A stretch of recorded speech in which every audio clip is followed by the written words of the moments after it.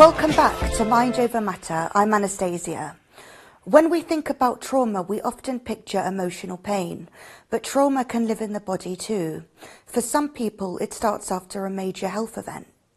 In the UK, the NHS estimates that around 1 in 3 people who experience life-threatening medical emergency may go on to develop symptoms of post-traumatic stress disorder, or PTSD.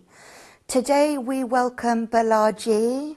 He is an evangelist financial advisor, and he's here to basically share his story surrounding trauma and his anxiety, and also he's going to share about what he does business-wise. So Bolaji, what brings you here today? Thanks for having me, Anastasia. Yes, it's a privilege to be here, to be able to talk about why I'm here. 4 years ago, I had a massive cardiac arrest in my house. Had to be defibrillated 10 times in the house to be kept alive. The doctors told my wife I wasn't going to make it, and I was put in an induced coma. But thankfully I'm here. There was a long journey of recovery, and it all went well. I was happy, back to life. But then a year later, my ICD in my chest gave me a shock 4 times in the space of a month. When that happens, it's a violent shock, and it needs, it's like someone shot you in the chest, basically, and I needed counseling. After those shocks, I didn't understand why my body was misbehaving, dizzy spells and all that kind of stuff. And one night, I woke up and the word PTSD came into my memory. Then I just looked through the symptoms. What are the symptoms? And I could take them one by one: vertigo, heavy legs, all that kind of stuff. Things that the doctors couldn't identify. And that's when my journey started in understanding how I needed to be able to battle the anxiety and the panic attacks that had kept me in the room in my house. How did you feel once you were out of hospital and trying to go back to normal life, trying to kind of find reality? How did you feel about that? It was exciting for once, in terms of being I just felt blessed that every day was a gift, basically. And then with having a cardiac arrest, there's an impact to the brain. So my brain had to compute now being on the streets, you know, the senses and stuff like that. So there was a lot of cognitive fatigue, but again, that was still something that I accepted and I was happy to deal with. But then once those shocks happened that I mentioned earlier, it was a big setback for my confidence as well. Sometimes I would think I'll be in the movies or maybe we're talking to someone and I just dropped to my knee. I just completely couldn't control my body. But thanks to me understanding more about PTSD and the imbalance in your system, your fight or flight senses are all over the place. You know, you see a car and you're like, oh, there's a cat or you know, a lion or something. So, but gradually I started to understand more about sleeping right, eating right, words of affirmation, words from the scripture as well. And there was a good book that really helped me to understand how to deal with those symptoms and help me with my journey back to normality, so to speak. And living with PTSD must be very difficult for you, isn't it? And obviously you must have kind of thoughts or fears that stay with you, isn't it? So it must be very hard. How do you cope? I think with the support from the St. Bart's Psychology Hospital, they were really helpful because they had experience dealing with real life scenarios. There were practical exercises. Diet was key to that as well. And again, words of affirmation. And this book, shameless plug here, by Joshua Fletcher. So he's actually gone through the journey that a lot of us had, tackling that fear of not being able to leave the house and stuff like that. and there was really practical advice. I strongly recommend it to anyone as well. This book and the Bible. Yeah, I think reading something that you're passionate about really helps the mindset. Yeah. Especially like positive affirmations, listening to audios, things like that really is positive. So that's really good. Yeah. And so is that what helped you start to recover? Or was it more faith or family? A lot of faith, family, and diet is key there. I had to cut out caffeine in my diet, probiotics, just to help with the guts, because the content of your guts impacts the brain as well. So those were the packages there: scripture, diet, sleep, and this by Joshua Fletcher. Yeah. That's really good advice. Yeah, and obviously, did learning from PTSD and suffering from mental health change the way you saw recovery? Change the way how you think about recovery, or? Yeah, it's changed the way I treat recovery, and also very sympathetic to people who sometimes you see someone and they're having a dizzy spell. You think, oh, he's drunk, but he may not be drunk. He may be actually having a mini panic attack. So you can't just judge people. Judge people blindly. Yeah, like some people could have side effects from taking medication, and you might think they're high, but they're not high. Yeah, they've just taken a lot of medication. Yeah, correct. Yeah, no, correct. I know what you mean. So before filming, you mentioned you are a financial protection evangelist. Yes. Can you elaborate more on that? Because I'm sure viewers would want to know. And what is it that you do? That? Yeah. I mean, in a nutshell, I spent 20 years in the financial services banking sector.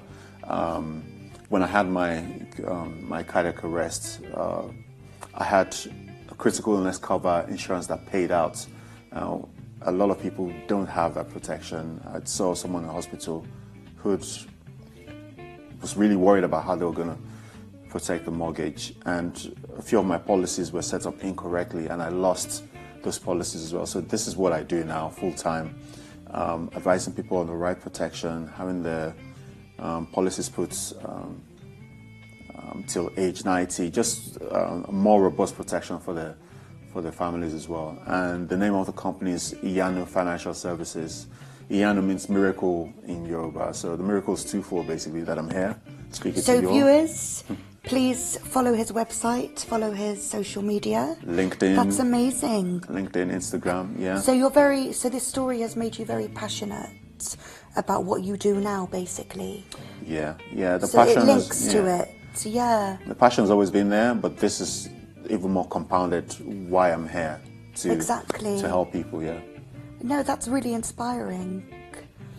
If you've experienced trauma, anxiety, or you're struggling after a serious health event, you are not alone. Support is available on the NHS website. You can find it on www.nhs.uk/PTSD. Link is below. And thank you, Bolaji, for sharing your powerful story and for reminding us that recovery is not just physical, but it is emotional and mental strongness too. Just to let you know, viewers, we're not mental health specialists or psychologists. This is for you, for your awareness and for your inspiration to hear these amazing stories. Thank you, Bolaji. Thank you. And is there anything else you would like to share? I just want to say thank you to my Lord and Savior Jesus Christ, because without him I wouldn't be here.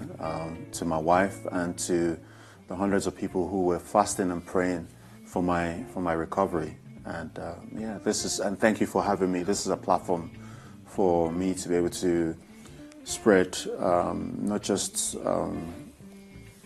my faith, but also to give practical advice to people who are suffering from mental disorders, panic attacks and things like that as well. Yeah, thank you. And we hope to see you again. I'll be back. So let's now hear from Carol and Donna, who will be sharing their experience with hypnosis. Do stay tuned.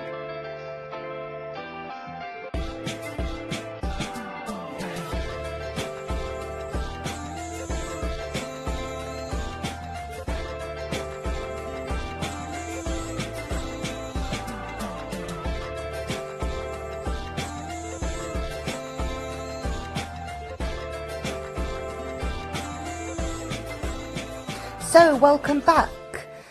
Many people think of healing as something that starts with the body or by talking about our feelings.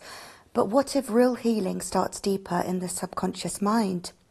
According to the NHS, hypnotherapy can be effective for managing anxiety, phobias, or by helping people access the thoughts stored beneath the surface. Today we're joined by Carol, a therapist who uses methods like hypnosis to help people heal from emotional blocks, and Donna, who has experienced those techniques herself.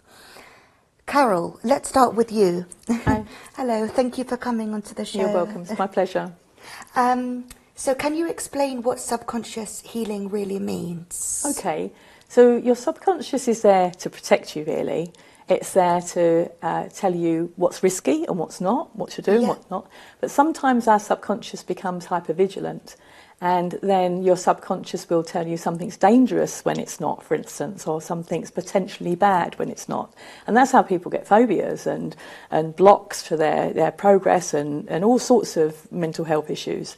So contacting somebody's subconscious and allowing that subconscious to heal and to make progress and to stop being so hypervigilant and to just take normal risk is beneficial to people. It can really help people to get over things that are blocking them from a healthy mental state.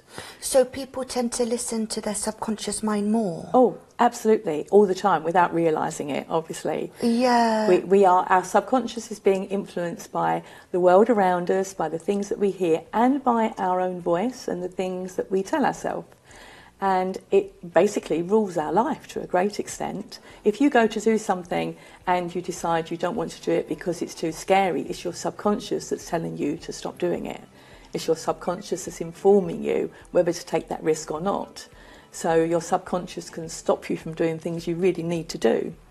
For example, somebody who's agoraphobic, the reason they can't leave their home is because their subconscious is telling them it's too dangerous to leave their home for some reason. So tapping into that subconscious and allowing it to relearn the scripts that it's telling you will heal that issue. Okay. That's interesting, you know. And Carol, for someone new to this, how would you describe the subconscious mind and it's linked to our emotions? I think you just said the whole phobia and... Yeah. And with our emotions, so for instance, if you've had a relationship with a family member or a partner and you've been hurt, your subconscious will be thinking, okay, so for instance, if somebody's upset you, your subconscious will then say to you, okay, well that was a threat to Anastasia's well-being and she's got over it, but we need to make sure it doesn't happen again. So your subconscious will look out for any reminders of that thing and give that feeling of fear back to you. So the slightest little reminder of that issue will bring that feeling back over and over again. And quite often, over time, the reminders that your subconscious reacts on become smaller and smaller. And with some people, they really don't even remember the original issue. They just know that every time they attempt to go into a relationship or have a conversation, it feels bad. And that's how your subconscious reacts to it. So when they say you need to listen to your mind more than your heart, do you agree with that? Well, I think your heart is your subconscious in a certain way. I think your heart is some people call your heart feelings your instincts. Some people call your heart feelings their higher self or their soul, depends on your belief. But I think what people refer to as their heart feelings can be tapped into and used to help them to heal, help them to be a more comfortable person. I don't think there's a clear division between those things. No, okay. And how does our mental state affect the body and vice versa? Okay, so your mental state affects your body because every time your brain changes and goes into fight or flight, some sort of distress mode, your whole physical body changes. For instance, if you start to go into fight or flight, which happens more often than we realise, it shuts down your digestive system. It diverts the oxygen in your blood to your extremities rather than your inner body. All sorts of things like your bladder, your lungs, your heart rate, everything is affected. So if you spend a lot of time in stress, your physical body isn't keeping an equilibrium. It's spending too much time basically with your heart racing, your blood diverting to your extremities, and your brain is affected as well. So as soon as you go into some sort of stress mode, your brain changes so that it shuts down the part of your brain that processes language, reason, learning. So you can see how spending a great deal of time in stress can affect your mind, your ability to think properly, your ability to communicate. And your mind can affect your body the other way around as well. So if you if you're in a state of stress, your brain will affect certain parts of your organs. But if certain parts of your organs are out of balance, that will inform your subconscious that something's wrong. You know, if your subconscious is telling you that there's a reason for you to be scared, you're going to feel all the feelings that come along with fear and respond to that. So the two need to be working in equilibrium. Yeah, it's hard though to... It is. You know? Yeah, it is hard. And this is why we all need help. You know, as a therapist, I recognise that I can't heal myself. I need help. And I did experience this some years ago in a way that I was going through a particularly bad time and beat myself up thinking, okay, why can't I heal myself? And even my kids said to me, okay, Mum, what would you say to a client? What would you say to somebody else? And that's when I realised that actually I needed to go to somebody else. We all need help from outside from time to time. Yeah, because we don't listen to ourselves sometimes. We can. It's easier to listen to other people. Yes. Yeah. And also when we're trying to listen to ourselves, we're also listening to that subconscious that's Yes. not giving us the right information always. Exactly. Okay, that's that's interesting. So Donna, thank you again for coming. Welcome. Can you describe how it felt to go through the process and what changes you noticed after from what we've just explored, basically? Yeah. Well, I actually met Carol at a social gathering, so I felt a little bit more relaxed because I knew her through somebody else.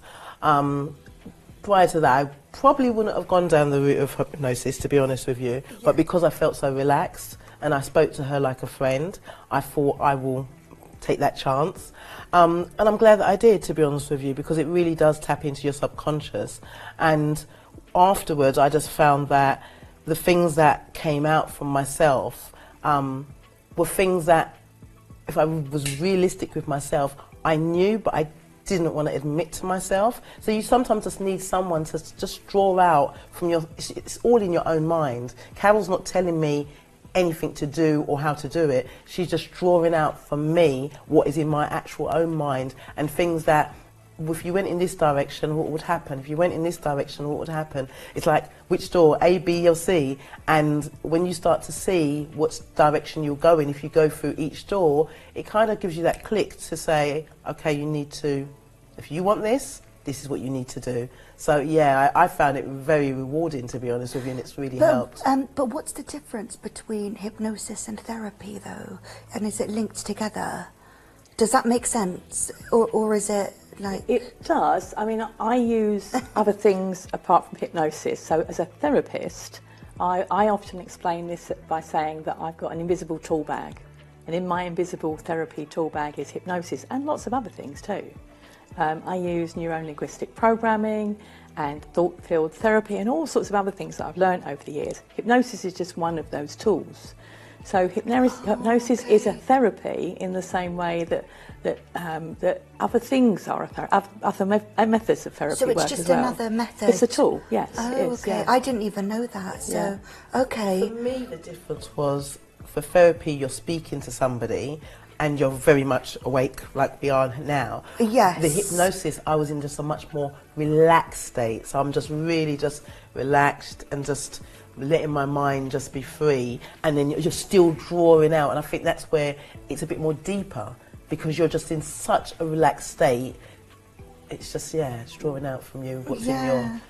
No, I would like to try hypnosis because I've had therapy one-to-one, talking. Yes. But I would like to try and experience hypnosis. Well, you're welcome to come and see me anytime you wish. So Donna, you were saying that therapy helped you in a professional way. Can you explain better what that means, and where also can people find you, Carol, as well? So, So as regards to myself, I run a modelling agency for children and adults, and I'm a photographer by trade. And obviously because of things that have happened in my personal life, I stopped for a little while just to research.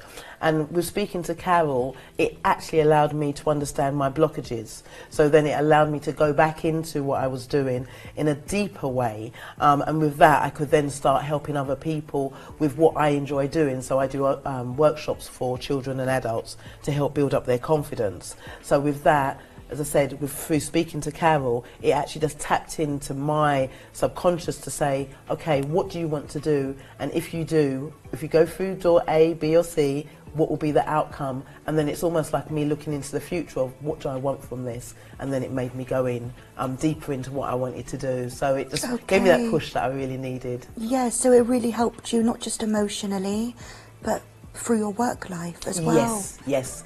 And then the workshops that I do, it actually helped me to actually go through and start doing those. Yeah, that's amazing. Yeah.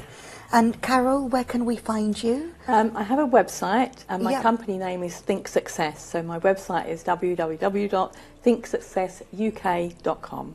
And if anybody contacts me, I can put them in touch with the best person they can see near to them if I'm too far away. That's really good. So yes, please have a look at the link below.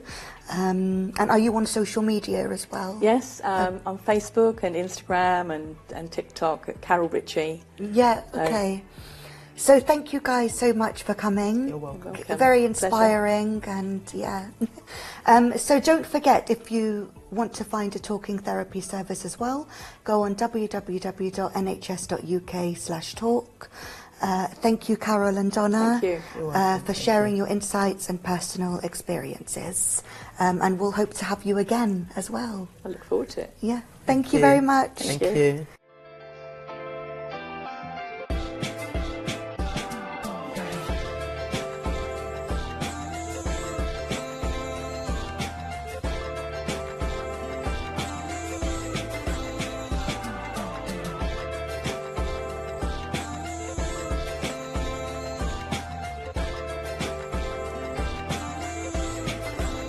Welcome back to Mind Over Matter. I'm Alex Ranahan, and today we're talking about something many people experience but rarely admit: imposter syndrome. Now, many people don't even realise that to have this syndrome, it's a feeling of not being good enough or deserving of your achievements, even when you've worked hard to get there. A recent survey by Indeed UK found that about 62% of adults in the UK have felt imposter syndrome at some point in their lives, and many say it affects their mental well-being. Now, our guest Matt Garman knows this feeling well. He's built achievements in his life, but still found himself questioning his worth. So today, he'll share how it started. So Matt, thank you for joining us. Could you start by telling us where and when in your life you started to feel that something wasn't right? Well, I grew up in what I deemed to be a very academic family, and I kind of got the feeling in my early teens that I probably didn't really fit into it. My dad was a high-level consulting engineer. My mum was a high-level music teacher. My older brother's a doctor of mathematics. My younger brother is a doctor of horticulture. And that whole academic feeling just didn't sit with me. As a result of that, I left home at 16. I had two interests at school. One was playing rugby and the other one was going fishing. And I left home at 16 and I ended up becoming a T-boy on a trawler in Newhaven on the south coast. And it's not something I was ever going to do forever, but I kind of just needed to go away and try and find my own path. I think it's probably never left me. Since then I've been fortunate enough to grow a couple of businesses, and also I've probably still kept that thought process in my head, and I still push myself probably more than I think is comfortable at times, if that makes sense. No, that makes a lot of sense. So, how would you define imposter syndrome? To me, it's a feeling of feeling inadequate, and I think at some stage, kind of looking around your shoulder,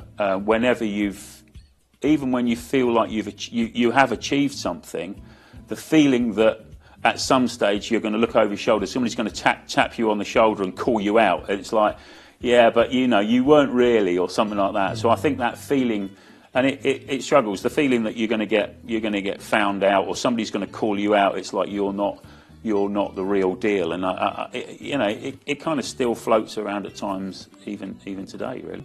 Did it ever stop you from taking the opportunities you wanted? I think, I mean, there's a number of business things I've done, but there's also a number of physical challenges. One of the and I've always been into sports. I've always been into adventure, and probably perhaps the most recent big thing that I really challenged myself with. I'd say I've always been into sport. I played a lot of rugby, and then outside of that, I pushed myself. I did kind of Ironman-y type events and endurance events. But there's one particular thing, and I watched some videos about people rowing across the Atlantic Ocean. Yeah. And I was struck by it. It's like, have these people got something that I don't have inside me? And that in itself was a feeling of imposter syndrome. And it's like, I've got to, and then after a period of time, in actual fact, what compelled me to do, I lost my dad during lockdown. And then it was a case of, do you know what? I'm going to have to go and find out.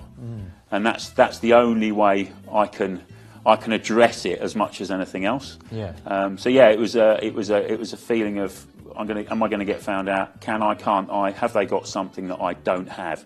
And then push on from there, really. Did support from others, like your friends or your mentors, play a role in your journey?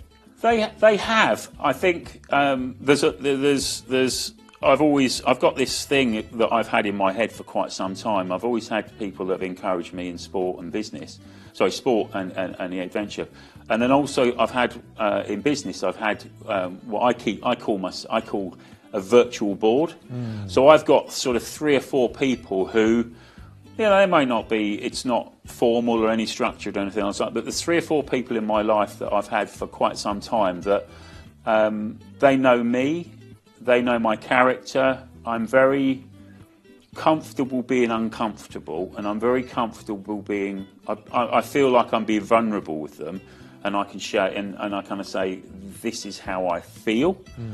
And those kind of people have been very, very helpful for me, and if ever I've had conversations, sometimes it's been over a coffee or it's been over a meal or something like that, and it's like, and then they've given me that reinforcement. It's like, well, Matt, you know the answer. You just need that extra little bit of, dare I say it, sometimes validation as much as anything else to get you to push on, and whatever that happened, that challenge or what that hurdle happens to be. So what have you learned about valuing your achievements? I found myself, I think what I got myself, you go reflect on, I mean, I'm 56 this month, and you reflect on your life as certain things, and I think maybe what I've realised is that voice that I had, that I thought I had, actually wasn't there anyway. I always felt that I didn't fit into the kind of family mindset. I mean, I think I struggled in the fact that the only level of benchmarking in my family was academic success. And it's only recently that I realised, and maybe, in 5, 10, 20 years or something, I've realised that in actual fact I am good enough, and that's only one benchmark. So moving forward, it's just that feeling that, I am worth it, I am worthy, and I think I probably picked unnecessary fights in my head and picked unnecessary fights with, dare I say it, with people around me, and that's not been healthy moving forward. In actual fact, there was one particular, I kind of had this crazy image that Dad was pushing me in a certain way that, I mean, he's passed away now, but in a certain way that, I felt I always had to demonstrate to Dad that I was, whilst I didn't do the academic stuff, look at me, I've done this, I've sold a business, or I've rode all these sorts of things. And to me, it was just this thing in my head. It's like, it's still not good enough, it's still not good enough. And there was one particular day or night, on the ocean and I'm rowing, and we must have been rowing for five weeks. Big weather, stormy type stuff, and you're up against the world, you're up against the ocean, you're up against yourself. And I remember shouting out, just out of pure, it's like, well, if that's just not good enough, then I don't care anymore. And it was almost like a huge release. It's like, do you know what? I am worth it. I am good enough, and I try and share that when I speak at leadership events, and I try and, it's like, look, we've all got a story inside of us. Don't hold it back, sort of thing, as much as anything else. So look, if someone feels like they're not enough, even when they're trying their best, what would you say to them? This comes up quite often, and I think we live in this world of social media. We live in this world of people looking at their phone. Everyone's living their best life and photos of this, and I'm going around the world and all these sorts of things. Or I'm doing all these glamorous things, and this is what you see, and obviously it's in our face. It's in our face all the time, and the biggest thing that I can take away, and the biggest thing that I've learned is I am me, and the biggest thing is, don't compare yourself to other people. There is only one person we need to compare ourselves to, and that's the person we were yesterday. And am I better at what I do? Am I better as a professional? Am I better as a human being? Or am I a better version of me? And to be honest with you, that's my biggest message when it comes to those sorts of concerns, queries. And even I have it, there's times when we all have self-doubt at periods of time. So to me, I break it down, and it's like, am I better at whatever I'm doing, or am I a better person than I was yesterday? That's fine. And that's all I can do. It's almost like you're measuring yourself towards where you were as opposed to where you're going. Yeah. Because whenever you're going forward, that's going to move. But the person you were previous, you're always building on top of that. Totally. And then there's also times when what you started looking for or aiming at, you start on the journey and you go, do you know what? That's not quite as interesting, or it's not quite as appealing, or in actual fact that doesn't feel like the journey that I thought it would do. Yeah. And it's okay. It's okay. It's okay to change tack. I've realised that, and I think as much as anything else, we have some. I believe now that life's chapters, and there's some of those chapters perhaps earlier on about Matt were they finished. Okay, I've moved on, and I do believe that life is a journey. It's made up of chapters. Hey, that chapter didn't go according to plan, but that's okay. I've closed it, and I've opened the next one, and so but I think it's also realising that with it being a journey, sometimes you have to realise that you have to go to that uncomfortable place in order to get to that place. Yeah. And maybe that was the actual apprenticeship. That was the preparation for the next phase, if that makes sense. That makes a lot of sense. That's amazing. Thank you very much. If self-doubt or low confidence is affecting your mental well-being, support is available through Mind UK. And in fact, you can see the link on the screen now at www.mind.org.uk.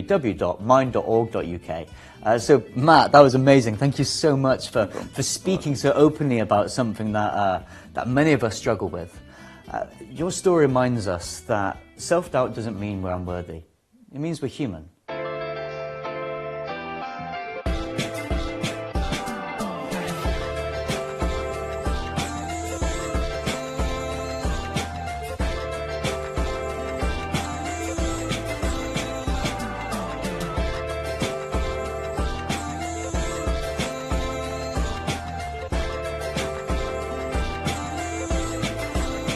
Welcome again to Mind Over Matter. I'm Daniela. Today we're talking about motivation.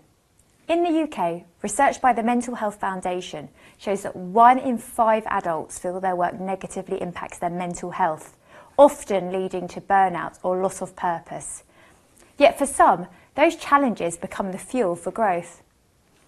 I'm very honoured to welcome our next guest, Mariette. He has turned his career experiences, the highs and the lows, into powerful lessons about personal growth.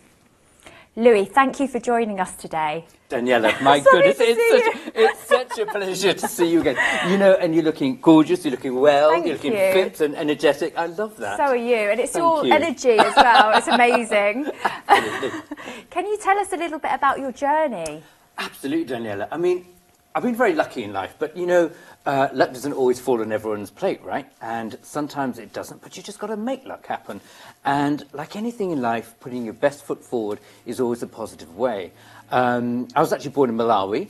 Wow. I then lived in Botswana and Swaziland. My mother remarried, and an Englishman who was a vet, who was on contract with the UK, and that's how I ended up in the UK, going backwards and forwards to boarding school. But I probably would never have experienced coming, you know, over to England if it wasn't for him. But also having this life in Africa, so it was the best of both worlds. But what I had in Africa, you know, as a person in the LGBT community, I might not have been able to flourish and thrive, right, in Africa, because, you know, there's certain areas where you can't be who you are there. So I found coming to England was a remarkable country. People gave you opportunities, people were kind to you, people were giving, and if you were hungry as an individual with enthusiasm and drive, I think you can go far in life. And I think, you know, whatever I find, if someone's watching out there and there's just one person that can take 1 or 2 tips from me today, I've done my job, right? You know, Absolutely. So I think it's really important that. How do you stay motivated during challenging or uncertain times? Quite easily. I always think of the person behind me who's probably having a rougher time, and I think, you know what, Louis, kick yourself up the rear, don't complain about it, and go forward. But there are things, where I've always believed if things are challenging, if things are tough at the time, do something really basic. Sit down, get a piece of paper and a pen, and start writing things down and say, what's lacking in your life? What can I improve in life?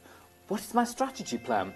So you have to think about all these different types of things, write them on pen and paper, because that way, once it's down on paper, you have something to follow. If you just keep it in your head, it just sort of vanishes over time. But when you have that and you stick it to your bedroom wall or on your fridge door, you think, you know what, month 1, have I achieved this? What have I done to achieve it? And how can I improve? Have I called a person up to see if a door can be opened for me, an opportunity can be opened for me? And sometimes what happens is you have to appreciate we need to have a job to get our basic bread and butter and our earnings. But what you also find with a lot of people is they do their jobs, it's like a guinea pig on one of these wheels. It just goes round and round, and they're feeling a bit demotivated and feeling flat. And sometimes what you have to do is just pull yourself away and go, okay, the job is my bread and butter. What can I do outside work which will fulfill me? So that could be, you know, you could be going to creatively, you could be going to a pottery class, you could be doing an art class, you could be joining the gym. I'm a great advocate with exercise. I mean, you know, running is my big thing. I've done 14 marathons. I've taken part in 2 triathlons, and I'm due to swim next year 11 miles swim up Lake Windermere. So that's my personal sort of goal and challenge for doing something outside of my work. And sometimes you've got to put that into your life to inspire yourself and reignite yourself. And also remember this one thing. People think, oh, I'm not flush, I haven't got much money. You don't need much money, because at the end of the day, there's lots of, if you research, there's lots of communities, there's lots of organisations that are more than willing to help and support and being part of a group. And one of the best things to do in life is to talk. Absolutely. And talk to you. And I talk too much, right? I love your talking. I can listen all day. So how important, Louis, has personal growth been for your professional journey? Oh, absolutely. So I originally started off as a party planner. From there, a friend had been seeing these headpieces I was making for my hosts. And what was quite amazing was a creative director, Michael Dye, had seen what I was doing. He had asked me to do a big fashion show in Milan. I just loved it. I got the commission. I did 20 hats. 19 were commissioned, used for the show. Then Harrods found out about me. Through that journey, it was quite bizarre, actually, and through that journey, you know, I made other doors open. You know, I knocked on doors. You know, nothing comes on a silver platter, right, for free. Absolutely. You've got to knock on that door, you know, if you want an entrance. And if you don't knock, you don't get an answer. So I knocked on doors, and then just over time, you know, Britain's Next Top Model approached me to be a judge. I worked with Lisa Snowdon. I ended up at number 10 Downing Street twice. I worked with on a presentation with Sherry Blair. Fundraised for the Children's Trust, as well as St Thomas Lupus Trust. I've taken part in fundraising recently for the environment. It's for the Marine Conservation Society, so that'll be for my swim next year. Amazing. And then I also developed my own perfume, which was something I always wanted to do. So it went from my hats I was creating to perfume, which is the greatest, like a bon mariage of ladies who want something beautiful to wear and then to be, you know, covered in a beautiful scent. And so the day of lockdown, while everyone was, panic moment, what are we going to do? I was like, oh my God, this is heaven, it's creative time. And I created the perfume sculpture, which is one of the world's most unique, unusual perfume sculptures. And it's all based on the Far East and the Orient, with auspicious symbolisms all around it, from intertwined Japanese cranes, meaning love and longevity. Where can we see the sculpture? Oh, well, you have to go to my website. Okay. Yes, so do peek on that. And and hopefully you'll get to see the creation there, and also, you know, to try on the scent. Absolutely. You know, make an appointment with me. Yes, please. So how do you, obviously, it sounds like you've been in a lot of high pressure environments. So how do you protect your mental health? We all have different ways of protecting our mental health. I firstly don't. This is a very personal thing to ask me this. So we're all different in our ways. Yeah. I don't see my mental health as my mental health. I just see it as me, Louis. You know, and one of the things I've been a great advocate for is my exercise. So my day begins at 5 o'clock in the morning. I'll be jumping out of bed, make the other half, you know, the tea and the fresh fruit. And once that duty's done, I'm off to the gym. I'm working out in the spa. You know, I'm doing all my exercises. Amazing. Seeing friends there, and then as soon as I've done that, it's into the studio, working on designs, creations, working on the press, whatever it is I have to do for the day. So for me, I definitely think exercise, especially cardio, it's just the best thing. And you know what? You don't need to go to a fancy gym. You don't need to, you know, the in-place. Forget all that stuff. You just need a pair of good trainers, you know, get a pair of Adidas trainers and get out there running. That's all I say. Absolutely. Jog and be inspired by nature. I mean, you go into the forest, or, you know, you're running around the city on all the pavements and seeing all these faces, these crazy faces everywhere. It's brilliant. I love it. Sounds like it sets you up for the day as well. So you do it in the morning, and your energy is just amazing. Yeah, maybe I need to dial it down sometimes. No, please do not. It's really good. Yeah, a bit of a hyper kid. You know, when I was a child growing up, some people are just born with hyperness. Walk into a room and you light it up, Louis. So keep the energy. Louis, I want to ask you this. What's the one belief or principle that guides you through challenges? I think it's being honest, kind, respectful, understanding people, trying to problem solve and talk things through, not only with other people but with yourself. Yeah. Going back to the pen and paper technique, I mean, it sounds so antiquated, but you know, sometimes just writing things down can help, because when you focus everything in your mind, it all becomes a little bit blurry and a lot happening, and then you're thinking of day-to-day living. And I just still think that bullet point and a target list to follow really does help. And just listen to people. If someone's in need, or you pick up that someone needs help, just take the time out to put your phone away. Computer can wait until another day. You know, shut the door and just spend time with a friend, or family friend, or whoever it is, and just listen. You know, and talking is such a good thing. What would you give to our viewers today to help rebuild their motivation? And me. No, do you know what? You know, at the end of the day, do something for others sometimes can help. So in this particular case, we have a close dear friend, Angela. And my friend, who was her husband, we were at school, boarding school from the age of 9, with best friends, and he got very unwell. And I just thought, well, what can I do, you know, to support and help? And Angela approached me, and, you know, we've been supporting CCC, which is Care, Community and Cancer. She's been putting amazing projects, from celebrity auctions, amazing stuff that she's doing out there. And, you know, Miss Britannia was then formed for that. Our event, the polo. Absolutely. That's right. We did a celebrity catwalk show. It was amazing. And, you know, with the charity, I feel I need to give back something. It inspires me that I'm doing back something. And like most things in life, I think it's really important to just put your best foot forward. Oh, thank you, Louis. Louis, thank you so much for your very honest, down-to-earth conversation today. If stress in the workplace is affecting your mental well-being, you can find information about workplace support through the Mental Health Foundation at www.mentalhealth.org.uk. Louis, thank you again for sharing your journey. It's been wonderful. You've just really motivated me as well. I'm ready to go.